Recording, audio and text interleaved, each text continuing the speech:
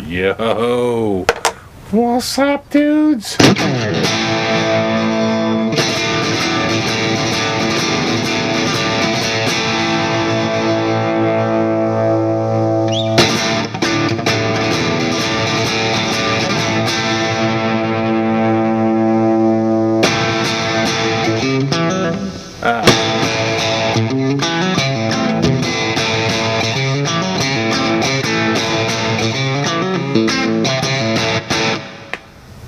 See, this is why I need to practice before I come on.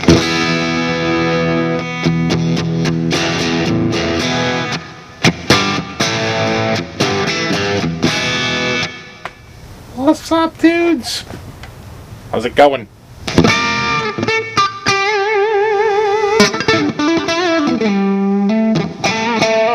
Alright, one more time.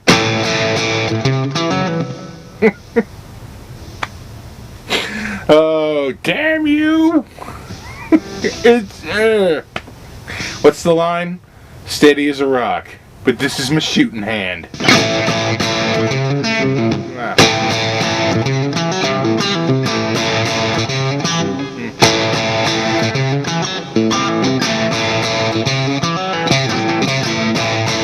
All right, I think we all need to calm down and practice more. Shit, is this in tune? You know, you were sharp a second ago. Alright, there we go. Still a little sharp. That's all good. Check out the new axe. It's not mine. It belongs to a buddy. This is one of those Squier Classic Vibe Telecasters. This is the Butterscotch. It does make a little difference whether it's Butterscotch or Vintage White, in that this has the Alnico 5 pickups, where the Vintage White has the Alnico 3, which is a little bit brighter set. This is a little bit punchier set. So, I mean, they're still pretty bright.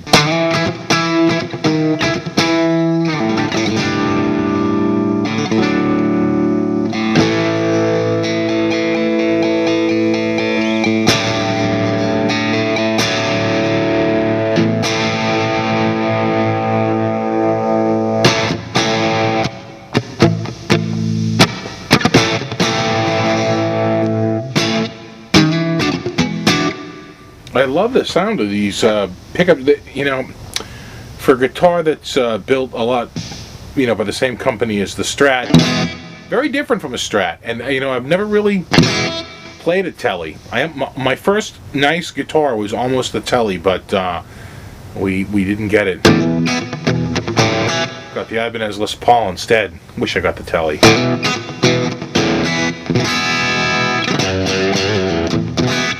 Those of you from Massachusetts may remember the Norton Flea Market.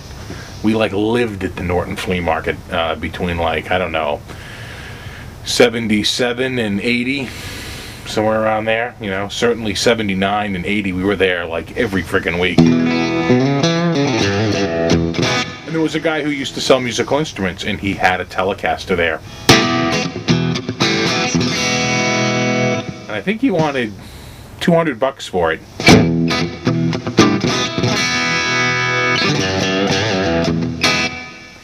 You know, maybe it was $250. I forget, but it was like $250, and I wanted it.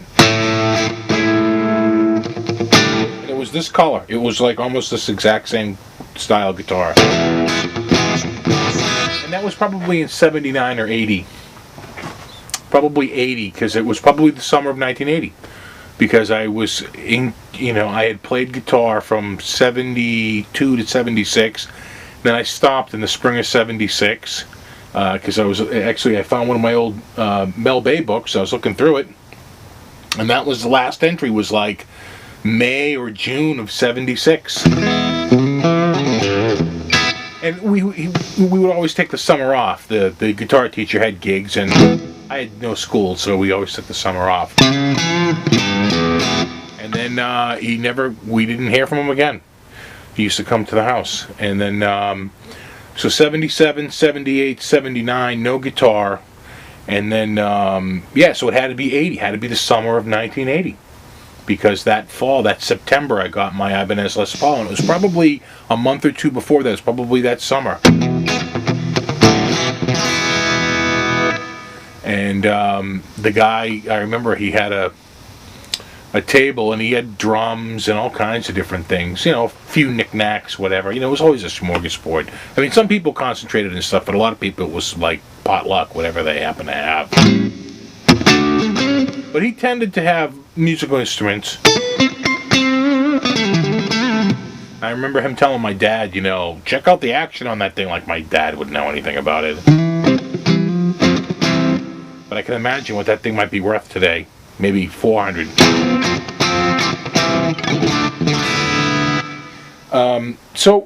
This is an interesting instrument. Pine body. Pine. Maple neck, obviously. It's a one-piece neck. There's no separate fingerboard, which is why you have a little skunk stripe on the back to get the truss rod in there. And obviously the truss rod adjusts from the bottom. Crafted in China, not made in China. It's crafted in China. And you know, I think he paid like $200 for it, used, maybe $250, something like that. I thought he told me like $200 plus shipping. And I picked it up on Guitar Center, used. And I really like it. Now that reminds me of my old 73 Strat, because my 73 Strat was a hardtail. So I remember that my 73 Strat, though this has 4 bolts and my Strat had 3. I don't know if they ever went 3 bolts on the telly. Did they go 3 bolts on the telly for a while? CBS was so desperate to save money, they literally cut down the bolts from 4 to 3.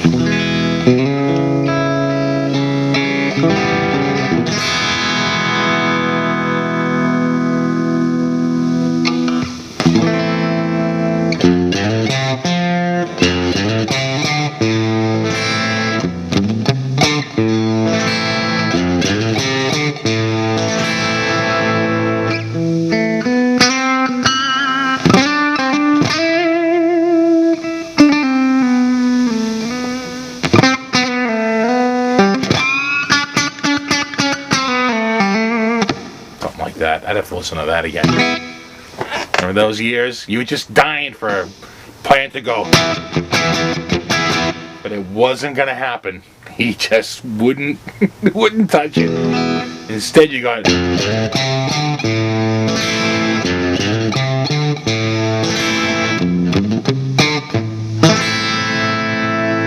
Still a great tune.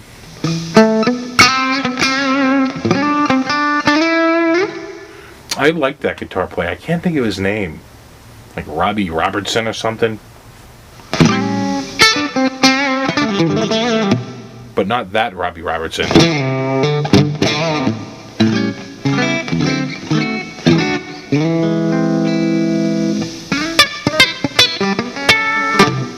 And it's got a nice honk in the middle too. When these two are together. And then the front.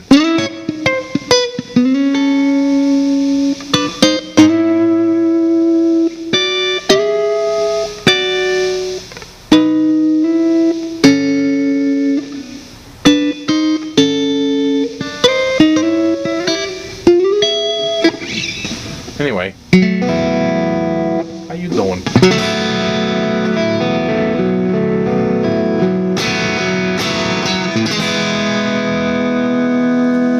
Playing through TH2. What amp head is this? The Super V. That explains the brightness.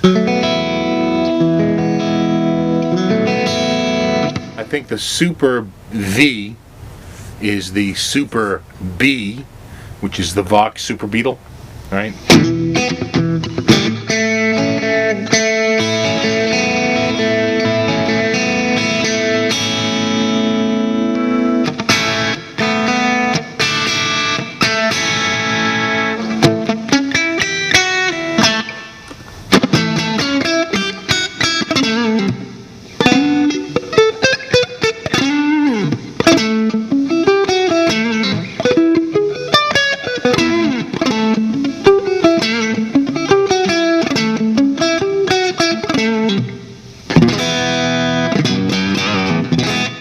about Steve Marchena, huh? Those capos. I haven't had a chance. I got real busy right after that. So I haven't had a chance to come on and really respond to any of the comments like I usually do. That's like video under the bridge now.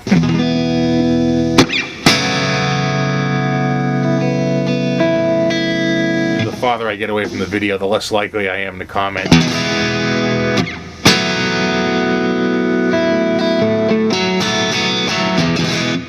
Plus, you know, YouTube's been acting weird on me lately. You know how when you like check a message, it's bold, and then after you like look at it, it goes unbold to say you've read it. Mine won't unbold.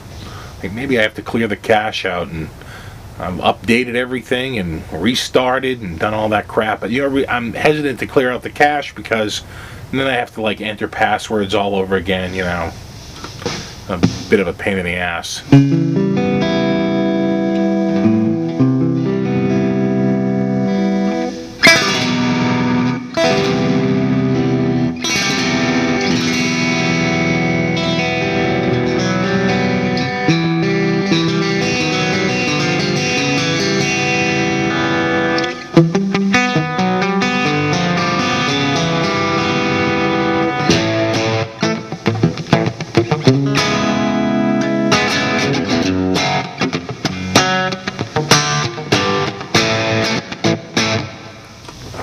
I remember I said I was going to learn some country riffs, but I got busy. So I'll play the one I know.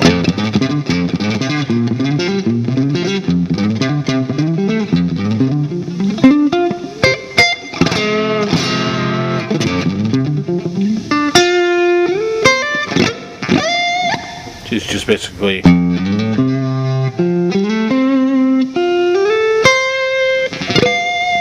little F major arpeggio.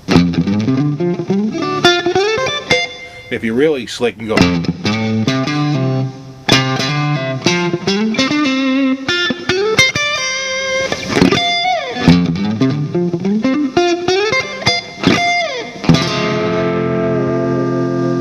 A little minor to major, right? Start with an F minor, and then bring it up to major. Anyway,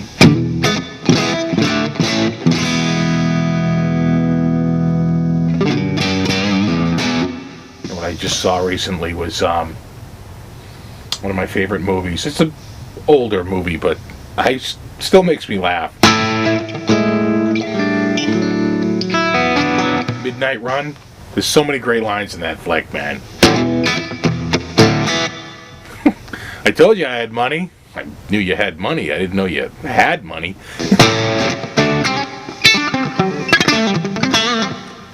How much is there?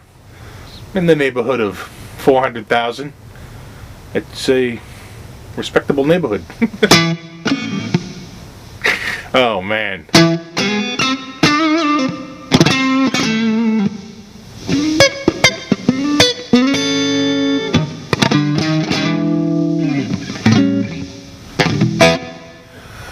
What else do we have here?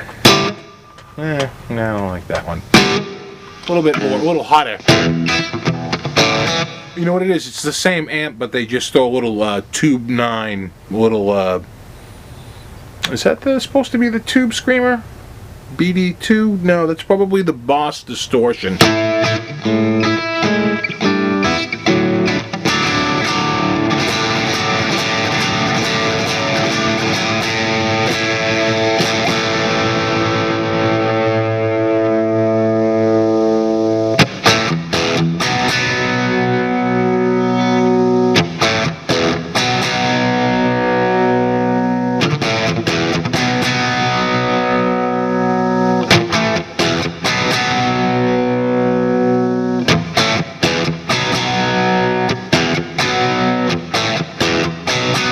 For some reason, it's got this brightness that reminds me of AC/DC, you know?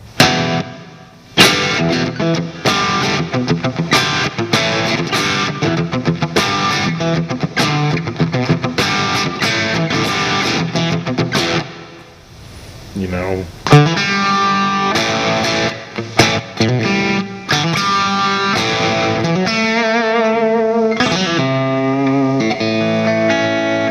maybe a little brighter than AC/DC, but just reminds me of it.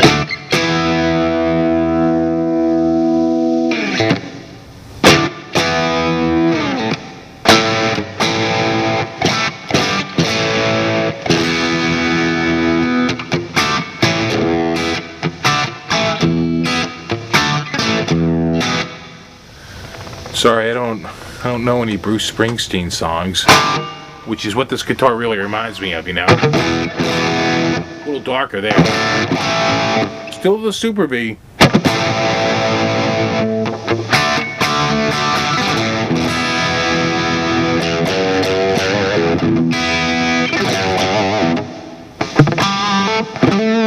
And the bright's still on.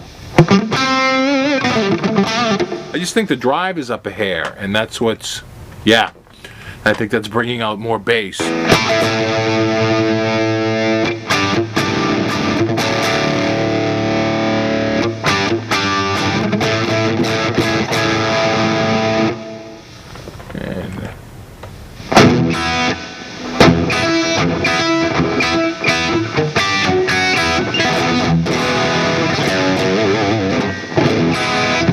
Even more distortion, and I'm just noticing it. It's not that the distortion is cranked up, but the level on the distortion box is cranked up. Listen to me, Christ. The level on the distortion box is cranked up, and it's overdriving the amp model.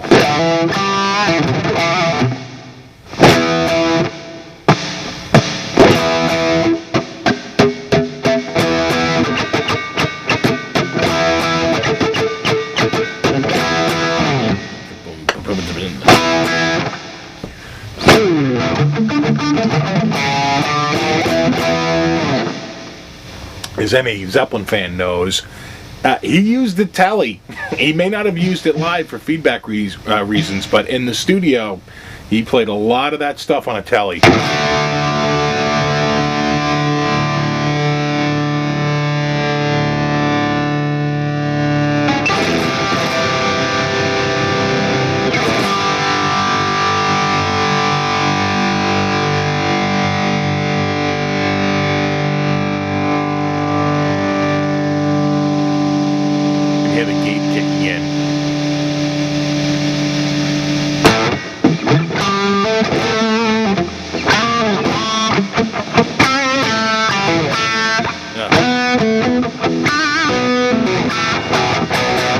B.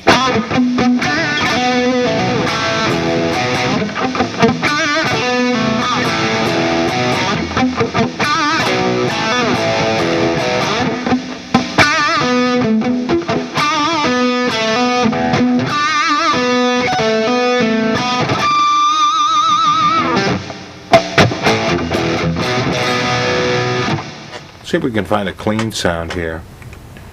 I'll bet one's pretty close. Well, what do you know? This is the plexi head. And it's obviously... So let's hear the back pickup. Bright, as you would think. In the middle. That honk, you know, that double pickup honk that you get. Even from a Strat to some degree. But the difference is the spread, right? A Strat would have a pickup in the middle, and they'd be a lot closer together. But here, the spread is so much wider. It's like getting 1 and 3 on a Strat.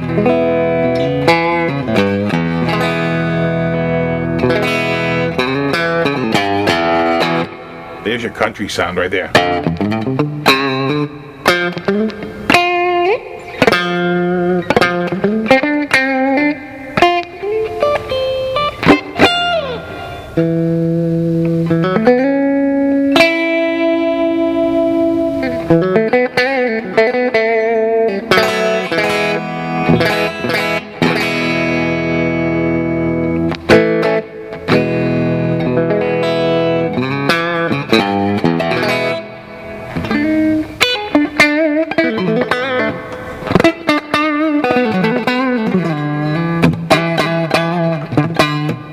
And the neck is a little different from the Strat, just a hair. I want to say it's not thinner. But that can be psychological. It's funny how that works. But I want to say that it's just a touch bigger. But you know, pick any day off the lot and something can be just a hair smaller or a hair bigger.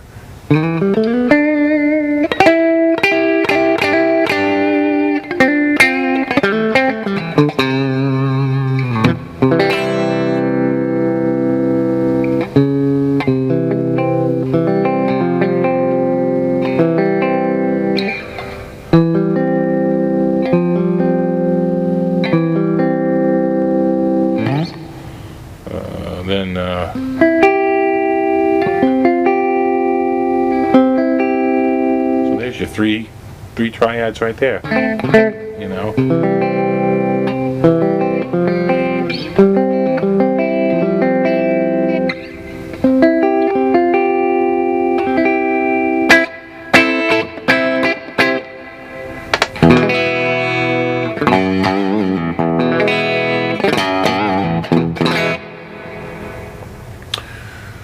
So before I forget, there's a buddy of mine on YouTube, Justin, and I can't think of his last name right now. It starts with a W. Anyway, Justin. Anyway, we've been sort of emailing each other back and forth a little bit, and he's a really good guitar player. And so he sent me he goes, "Hey, check this out. I did like a docking thing." It's like, okay, I'll check it out. Like, dude, that's pretty good. That's damn good. I was more than shocked at how friggin' good that was. And he actually sent me over some tracks, and I'm gonna play on a track with him. And he had sent them over a little while ago, and then he sent me that, and now I'm feeling all self-conscious about playing it. I was like, you sure you need me? Because that's pretty good. That's a pretty respectable neighborhood right there. But I'll put a link down below in this description, and you can, is it like Wombly? Jeez, I can't think of it.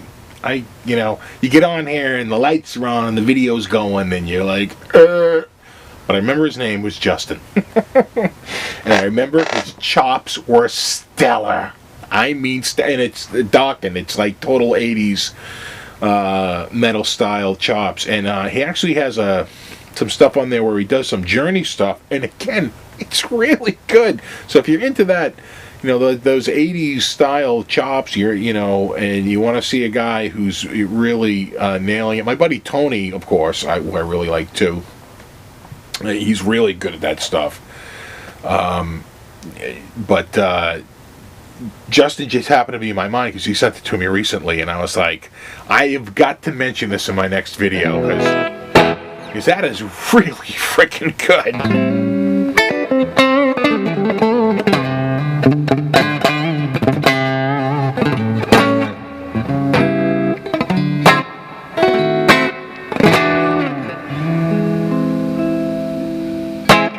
Funny thing is when my buddy Tony plays, his hands actually remind me of Lynch. They actually look like Lynch's hands, which is awesome.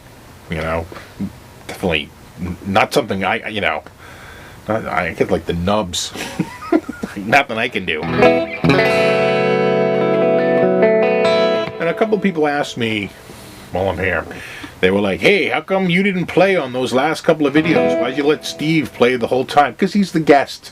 You defer to the guest when the guest is over, you know. And he brought all those killer capos, and only one of us can do it. And it's not like we really had time to like work something out and prepare. You know, this whole thing is sort of like, let me press the start button.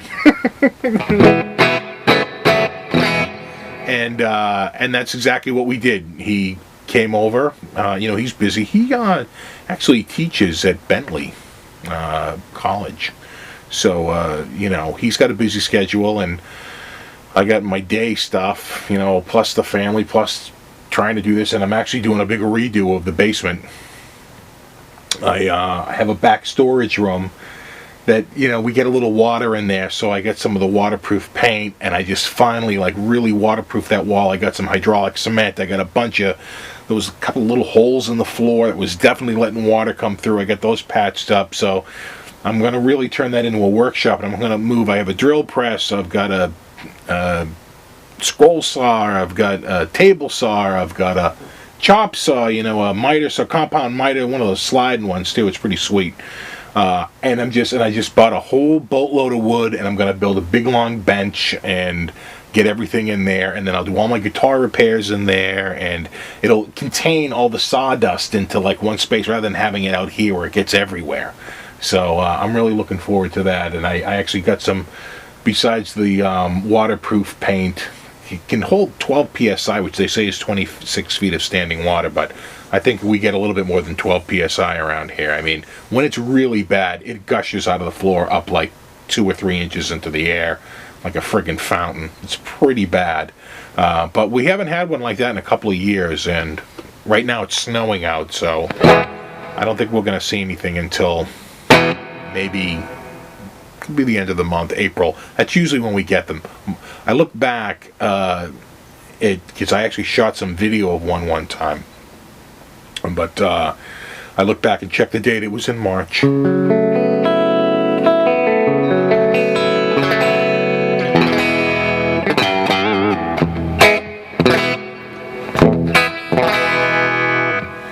else do we have here? Same thing, the plexi. No amp in front of this. This is just the plexi head itself. Little crunch. Plate reverb. And then a little bit bigger reverb.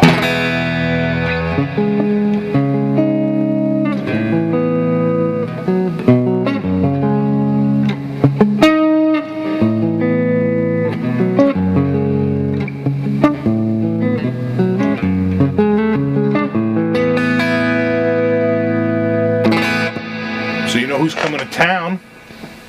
Steel Panther. Which I'm stoked. They actually, last time I saw them, they played at the Newbury Comics, like right down the road. And they did an acoustic set for the release of Feel the Steel, and they haven't been back since. And that was October of 2009. And they're finally coming back. And they were going to play...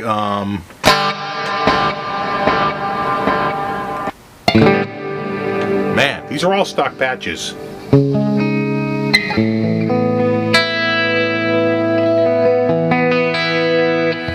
They were going to play the Paradise Rock Club over in Brighton. And, is it Brighton? I guess it's Boston. It's on Com Ave. And they sold out like that. And the same people that own the Paradise own the House of Blues, which is a much bigger venue. So they're like, oh, we're moving it to the House of Blues, so they can accommodate a lot more people. So I just scored tickets. I'm looking forward to that.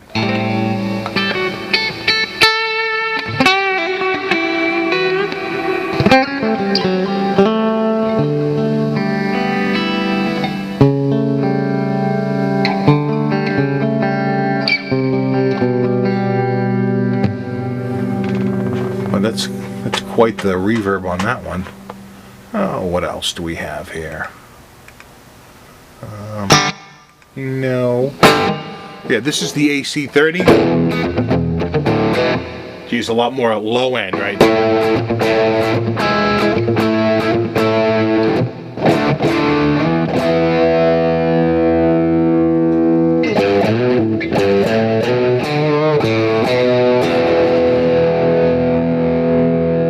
AC/DC on the mind.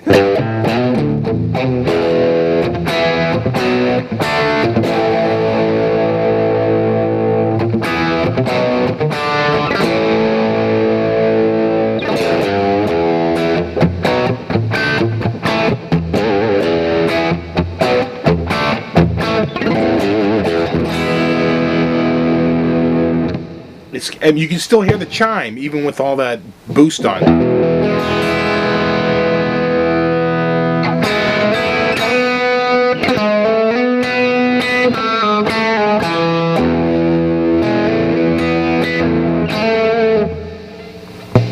Did that go over? It did. You know, that's like the second time I've sort of popped the string out.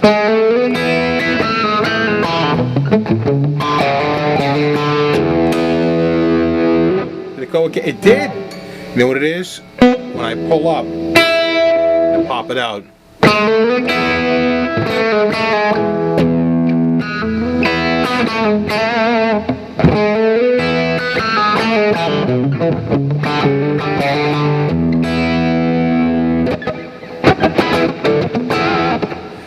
You know what it tells me is that the nut slot is too shallow because I can pull it out. It probably needs a slightly taller nut, at least at the very end, and a little bit better cut. But at least it's not as bad as the other Strat, which I think I think the guy messed with it or something, because it's got two nut slots, two slots for the high E string.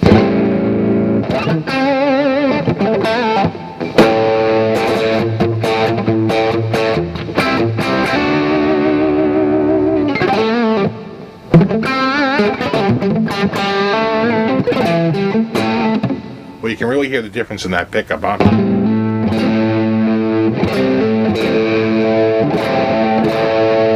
Big difference.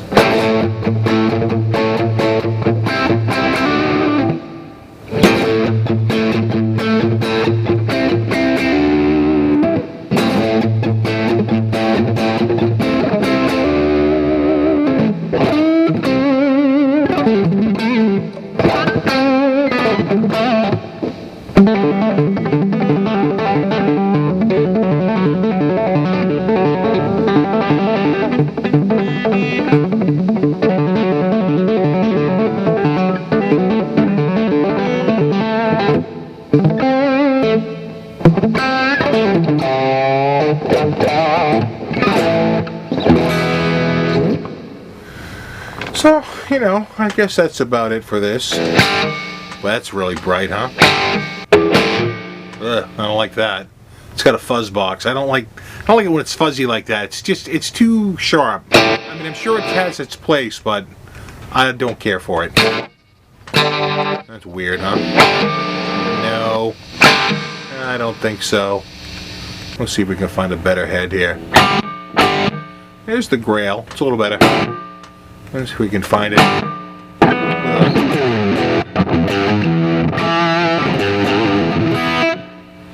I mean, that's not bad.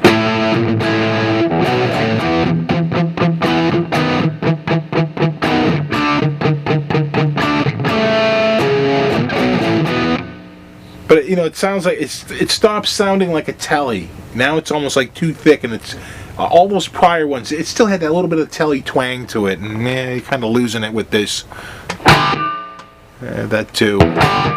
That's not as bad. Actually, it is just bad. Let me get to that delay and turn it off. There we go.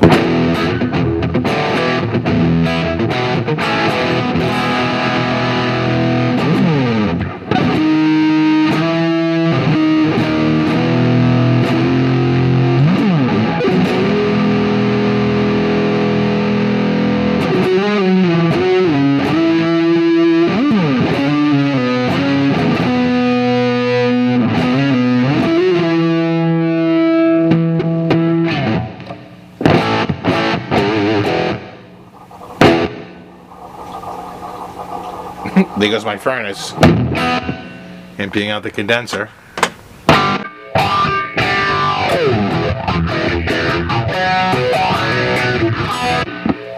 I don't care for that one either. Let me see. Anything decent? Oh, it's not too bad.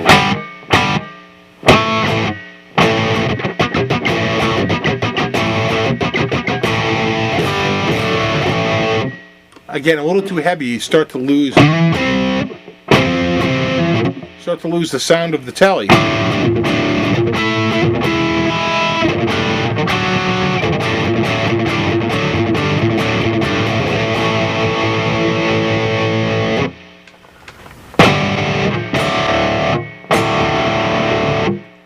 not quite as bad. Let me just turn the, there we go.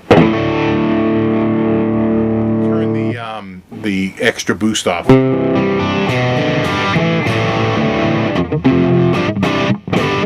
Still, it's extra bassy.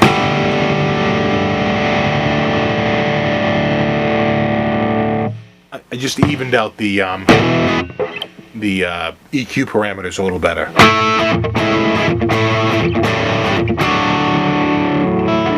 Yes, yeah, they have the density like all the way up. Now I have the density and the presence around the same. Starts to sound more like a Tele again.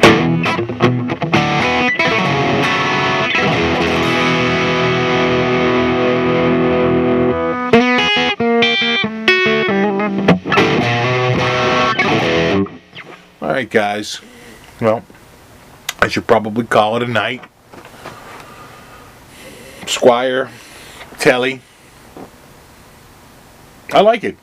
I like it a lot. I like, you know, it's so different sounding from my Strat. I noticed right away that the pickups are pretty decent. And you know, I like a Tele. I've never owned one. Never had a bunch of Strats over the years. Just never got around to getting a Tele for whatever reason. So maybe I'll get one of these at some point because I like it, and it's cheap. You can find them used. I've seen them on Craigslist, $175, $200, and I like the classic vibe. You know, keep my eye out for that one. I like the heavy coating on the neck rather than the raw neck. I actually dig the. Normally this would be lacquer, but this is a polyester coating, right? This is the Chinese model, so. But you know, I like it. It feels good. So, all right, guys. As always, rock on.